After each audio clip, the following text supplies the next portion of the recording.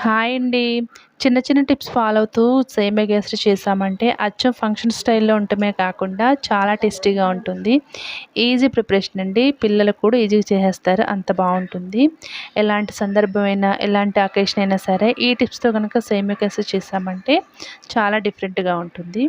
దీనికోసం stove on చేసి మూకుడు పెట్టి ఒక 2 స్పూన్ల నెయ్యి వేసుకుంటున్నాను.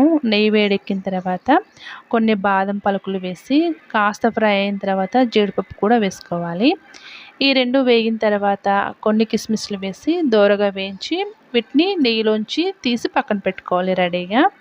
ఇప్పుడు ఇదే నెయ్యిలోకి ఒక కప్పు సేమియా వేసుకుంటున్నాను. సేమియా వేసిన తర్వాత మంటను లో ఫ్లేమ్‌లో పెట్టి సువాసన వచ్చేంత వరకు నిదానంగా వేయించుకోవాలి. చక్కగా రంగు మారాలి. అప్పుడే సేమియా కేసరి టేస్ట్ బావుంటుంది. ఇలా నేతిలో వేయించుకుంటేనే బావుంటుందండి సేమియా. కొంతమంది డ్రైగా వేయించేస్తారు. ఈ మాత్రం ఫ్రై అయిన తర్వాత ఇప్పుడు ఇందులోకి మనం ఏ కప్పుతో అయితే సేమియా తీసుకున్నామో అదే కప్పుతోటి 2 కప్పులు నీళ్లు పోసుకుంటున్నాను. నేనిక్కడ వేడి నీళ్ళు పోసుకుంటున్నానండి. వేడి నీళ్ళే పోసుకోవాలి. చన్నీళ్ళు అసలు పొయ్యొద్దు. ఒక పక్క నీళ్లు వేడి చేసుకుంటూ రెండో పక్క స్టవ్ మీద సేమియా వేయించుకోవాలి. నీళ్లు పోసిన తర్వాత అంతా కూడా కలిసేలాగా ఒకసారి కలుపుకోవాలి. ఇలా కలుపుకున్న తర్వాత ఇందులోకి ఇంకొక స్పూన్ నెయ్యి వేసుకుంటున్నాను. నెయ్యి వేసిన తర్వాత మరొకసారి కలుపుకొని మూత పెట్టి ఒక 2 నిమిషాల పాటు వదిలేయాలి. ఈ ప్రాసెస్ అంతా కూడా మీడియం ఫ్లేమ్‌లో పెట్టుకొని చేసుకోవాలండి. హై ఫ్లేమ్‌లో పెట్టి చేసామంటే టేస్ట్ అంతా కూడా పూర్తిగా మారిపోతుంది. 2 నిమిషాల తర్వాత మూత తీసి చూస్తే ఈ మాత్రం దగ్గర పడుతుందనమాట. ఇప్పుడు దీన్ని మరొకసారి కలుపుకొని ఇందులోకి కొంచెం ఇలాచి పొడి వేసుకుంటున్నాను.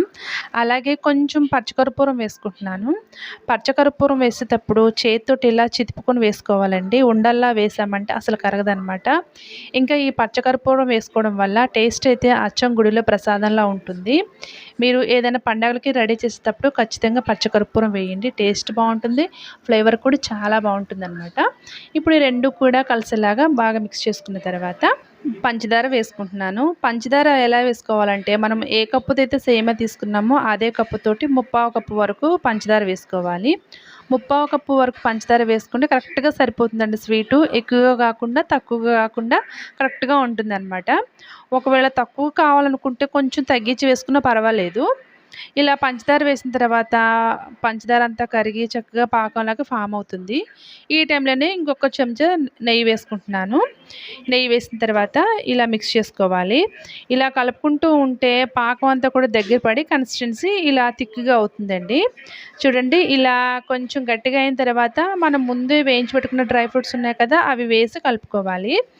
ఇలా కలుపుకుంటూ ఉంటే ప్యాన్ నుంచి చక్కగా సెపరేట్ అవుతుందనమాట. ఈ మాత్రం కన్సిస్టెన్సీ ఉంటే సరిపోతుంది. ఈ టైంలో స్టవ్ ఆఫ్ చేసుకోవచ్చండి. మరీ ఎక్కువగా గట్టిగా ఉన్నా సరే చల్లారిన తర్వాత ఇంకాస్త గట్టిగా అవుతుంది. సో, ఇలా ఉన్నప్పుడే స్టవ్ ఆఫ్ చేసుకొని సర్వ్ చేసుకుంటే సరిపోతుందండి. చాలా సింపుల్ అనమాట. ఇలా రెడీ చేసుకుంటే టేస్ట్ బావుంటుంది. టెక్స్చర్ బావుంటుంది. అచ్చం ఫంక్షన్‌లో రెడీ చేసే సేమియా కేసరి ఉన్నట్టుంటుందనమాట. సో, చూడండి ఇప్పుడు మీరు చూస్తున్నది చల్లారిన తర్వాత చాలా బావుంది. సో, ఈ వీడియో మీకు నచ్చితే ప్లీజ్ అండి లైక్ చేసి సబ్స్క్రైబ్ చేయండి. Thank you for watching.